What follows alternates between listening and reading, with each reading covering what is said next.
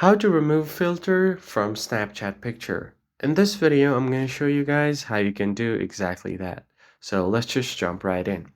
Let's say if you have a memory or a photo saved on your Snapchat memories and you want to remove filter from that, it's pretty easy. So let's just jump right in. First thing first, go ahead and open up your Snapchat. Now once you open up Snapchat, you are just going to have to access your memories by tapping on the gallery icon right beside the shutter button. So just go ahead and tap on it.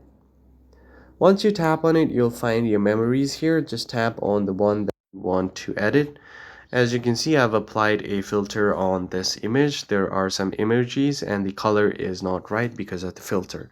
So let's say if I want to remove the filter, what I'm going to do is tap on this edit icon and it will take me to the edit page. Now from here at the bottom, you'll find different kind of filters that you can use. So I was using this filter right here, something like this. So what I'm going to do is bring it back to this neutral filter and just tap on it. So let me just go back and then tap on the filter option and then go back to this normal filter right here.